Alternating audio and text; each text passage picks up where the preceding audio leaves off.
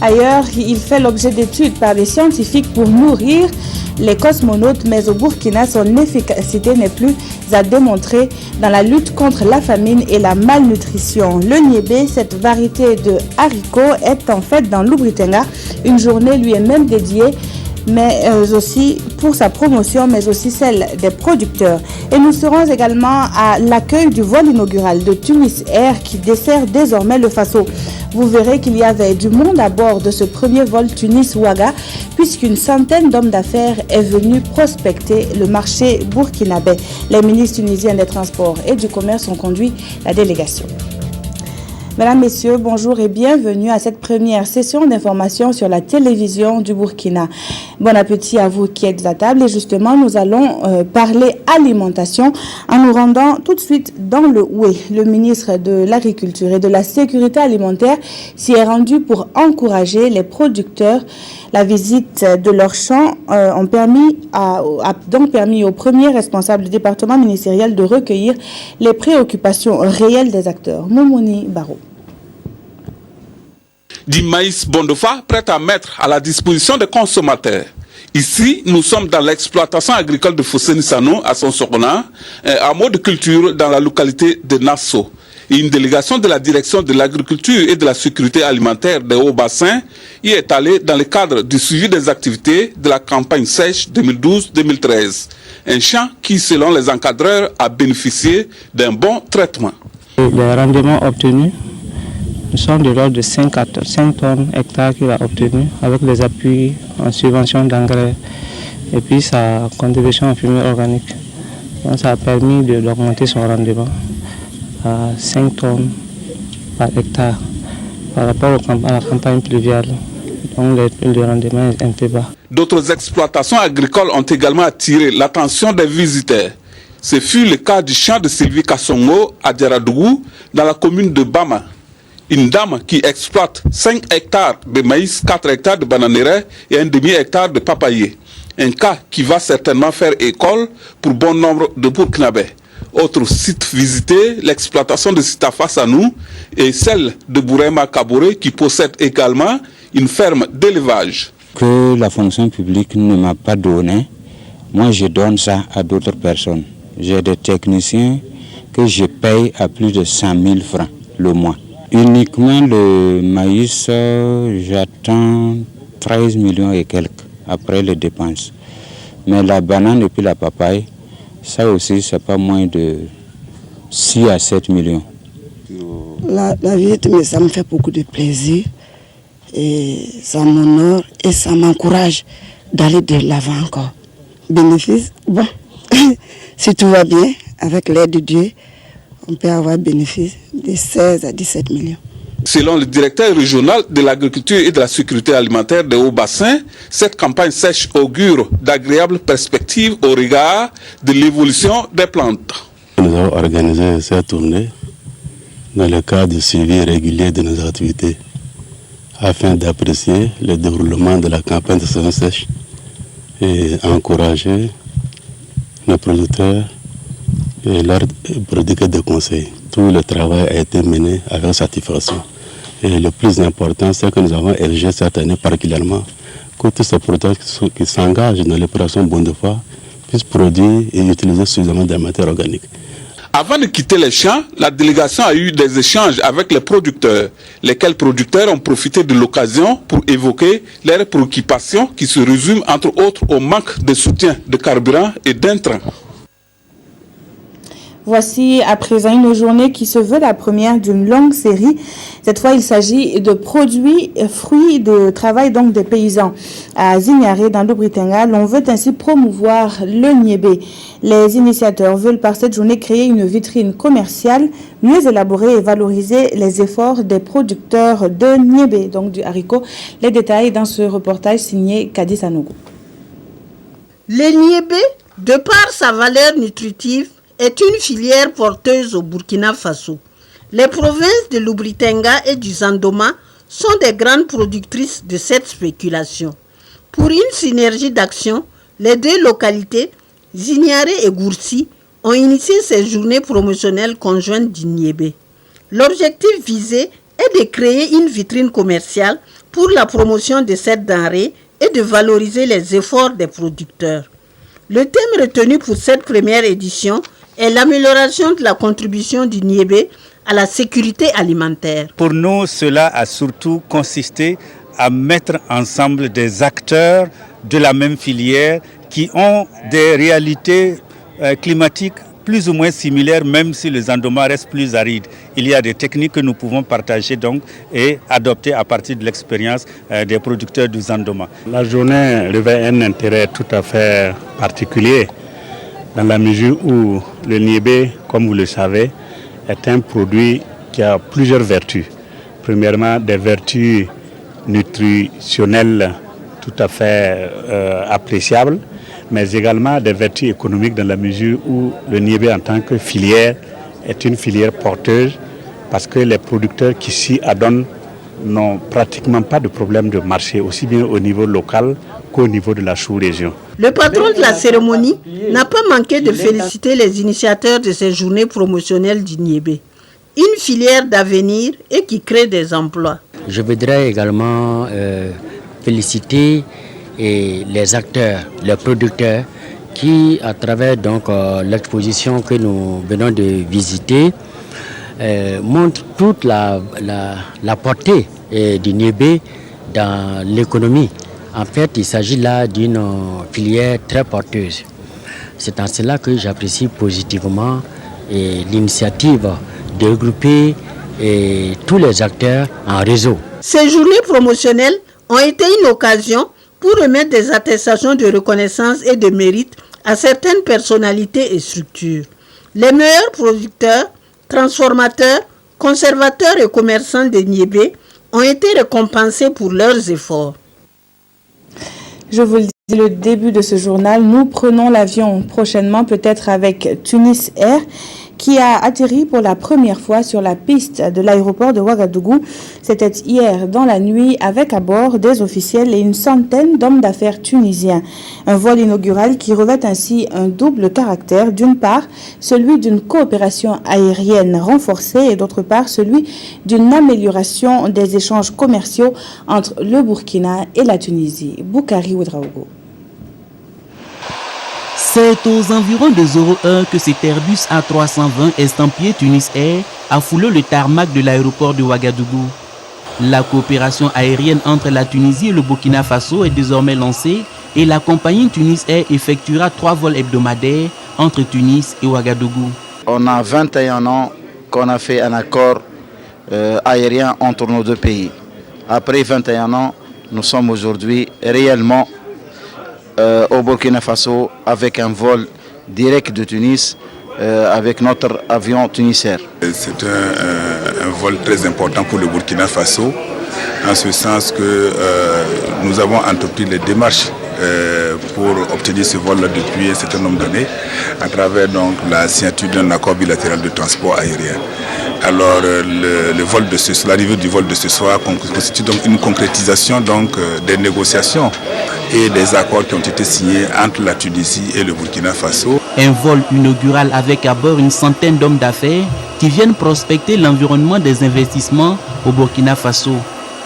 Le pont aérien entre les deux pays, au-delà de la coopération économique, est l'aboutissement d'une politique qui ouvre le Burkina sur le Moyen-Orient. Ça fait une mission pour nous donc, de réussir cet échange et j'espère que nous contribuerons donc, au développement donc, économique des deux pays et nous faciliterons surtout donc, la tâche donc, des voyageurs entre les deux pays et ceux qui veulent donc, passer par Tunis pour aller donc, en Europe ou au Moyen-Orient. Ça nous fait une grande fenêtre, sinon même une porte sur l'Afrique du Nord. Et je crois que cela ne peut que renforcer la desserte de notre pays, enclavé, mais en même temps une ouverture sur cette région, dans la mesure où cela nous rapproche également du Proche-Orient. Ce qui est sûr, l'environnement aérien du Burkina vient d'avoir son nouveau bébé qui certainement s'arrachera sa place en proposant des services qui répondent aux besoins des Burkinabés. Et à Bobo-Dioulasso, il y a eu passation de commandement à l'école de la gendarmerie nationale. Le lieutenant-colonel Taxeba Nitiema est le nouveau chef des écoles et centres de perfectionnement de la gendarmerie nationale. Karim Sissé a assisté à la passation de commandement et voici le compte-rendu qu'il nous propose. Après 2 années passées à la tête des écoles et centres de perfectionnement de la gendarmerie nationale, le colonel Omer Marie Bruno Tapsoba passe officiellement le témoin au lieutenant-colonel Tapseba Nitiema. Une passation de commandement assurée par le chef d'état-major de la gendarmerie nationale. Le nouveau commandant aura pour mission de poursuivre les œuvres de son prédécesseur conformément à la politique de formation de la gendarmerie nationale. Le principal qui lui a été confié, qui est de procéder à la réorganisation de l'instruction au niveau des écoles et centres de perfectionnement de la gendarmerie nationale, en tenant compte des défis majeurs actuels auxquels les forces de défense et de sécurité font face, à savoir le grand banditisme et le terrorisme. Le lieutenant-colonel Tapseba Nitiema aura en charge l'École nationale des sous-officiers de la gendarmerie, le Centre national de qualification des sous-officiers de la gendarmerie et le Centre de perfectionnement de la gendarmerie mobile. Et déjà, il mesure la tâche qui lui est assignée et compte sur le soutien de sa hiérarchie pour relever avec brio les défis. Je compte beaucoup sur l'appui de tout le monde, de mes collaborateurs les plus immédiats, surtout de ma hiérarchie, notamment le chef d'état-major de la gendarmerie nationale, et sur le soutien de tout le monde. Je pense que si j'ai eu le soutien, il est évident que, avec l'aide de Dieu, la mission pourrait être accomplie sans problème. Né le 31 décembre 1963 à Sabou, le lieutenant-colonel Taxeba Nitiema a effectué sa formation d'élève gendarme à Bobo-Dioulasso de 1985 à 1986. Il est titulaire d'un diplôme d'état-major et d'une licence en droit à l'université de Ouagadougou. Il a occupé plusieurs fonctions et a obtenu de nombreuses distinctions. C'est donc un homme averti qu'il monte aux commandes de ce centre. Le lieutenant-colonel Taxeba Nitiema est marié et père de 3 enfants. Un acte de reconnaissance au regard des résultats obtenus après les élections couplées. C'est ainsi que le directeur provincial du Congrès pour la démocratie et le progrès CDP qualifie sa rencontre avec les partisans à Réau. Luc-Adolphe Thiaou a aussi appelé à l'unité d'action pour le développement global du Sanguier. Le reportage de Lazare Pouya. 5 mois après les élections couplées législatives et municipales, le Congrès pour la démocratie et le progrès CDP a fait de bonnes moissons dans la province du Sanguier. Lors de ces élections, le CDP a remporté dans le Sanguier les 2 sièges de députés à pourvoir et sur les 314 sièges du conseil municipal, le parti majoritaire a raflé les 254 conseillers municipaux. Un résultat jamais égalé dans la province et qui ouvre une nouvelle phase de responsabilité et d'engagement. D'où ce meeting de remerciement du directeur provincial de la campagne aux élections législatives et municipales, Béon Luc-Adolphe Thiaou. C'est pour marquer notre satisfaction que nous avons organisé cela maintenant depuis un peu plus d'1 mois, des tournées de remerciements à travers toutes les communes de notre pays et de notre province. Et nous avons donc terminé ici aujourd'hui à Réau pour exprimer notre satisfaction à nos militants et à toute la population de la province du Sanguier pour la confiance qui a été renouvelée. Pour le directeur provincial de la campagne du CDP, la victoire aux élections couplées de décembre 2012 ouvre des perspectives et permet d'entamer une étape de croissance dans la province. Selon Béon Luc-Adolphe Thiaou, la province du Sanguier entre dans une nouvelle ère de confiance retrouvée et renouvelée. C'est pourquoi la période post-électorale permet d'aborder le temps de l'engagement, de l'action et des résultats au niveau individuel et collectif. C'est la première fois que cela arrive vraiment dans notre province, mais nous ne devons pas nous asseoir sur cette victoire, nous ne devons pas nous inventer. Et c'est plutôt au contraire, nous avons maintenant travaillé pour que les engagements que nous avons pris soient tenus. Mais j'ai aussi saisi l'occasion pour lancer un appel à tous les fils et les filles du Sanguier, quel que soit leur parti politique, pour qu'ensemble nous travaillions. Je me démarque d'une politique qu'on dirait politicienne qui consiste systématiquement à s'opposer, à détruire ce que les autres font. Et pour éviter cela, le directeur provincial de la campagne du CDP dans le Sangué a lancé un appel à l'unité d'action afin de faire de la province du Sangué un véritable pôle de développement. Aussi, les coutumiers, la directrice communale de la campagne, les frères et camarades ayant rallié le CDP et le secrétaire général de la section provinciale du CDP ont tous souligné le rôle déterminant que Béon-Luc Adolphe Thiaw et Ipeni Djibril Bassolé ont joué pour l'unité des fils et des filles dans la province. Après la victoire, place au grand chantier. Le problème numéro 1, moi je pense aujourd'hui, c'est la question de la jeunesse. Et les jeunes, il faut que nous puissions trouver une solution au problème de l'emploi des jeunes. Mais on peut y trouver une solution à travers un nombre de projets majeurs qui sont aussi bien des projets dans le domaine hydro-agricole, dans le domaine des infrastructures, dans le domaine sanitaire. Alors donc je pense qu'il faut que nous travaillions pour que nous puissions apporter des solutions aux préoccupations des populations. Luc Adolphe Thiaw a également invité les fils et filles de Réau à soutenir l'action du gouvernement car seul l'État ne peut pas tout faire. Il a aussi souligné que la victoire du CDP dans le Sangué est le fruit de la retrouvaille et de la réconciliation des intelligences de la province.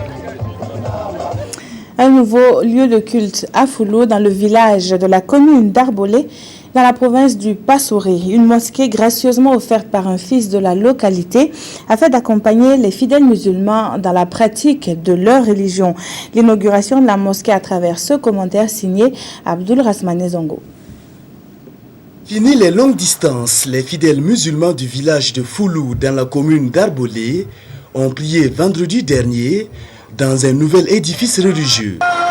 Cette mosquée de vendredi a été érigée grâce à un fils de la localité qui contribue ainsi à aider les bénéficiaires à accomplir plus aisément la religion musulmane.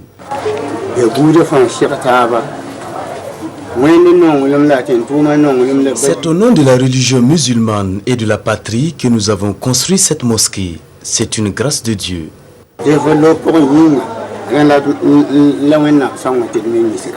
Bénédiction et doigts ont entre autres marqué la prière inaugurale. Nous sommes contentes car à présent nous pourrons facilement accomplir la prière du vendredi. Cette mosquée de vendredi devra également servir de cadre pour raffermir les liens entre les musulmans. Ainsi s'achève cette édition. Merci de votre attention et merci de rester fidèle au programme de la RTB. Très bon après-midi à toutes et à tous.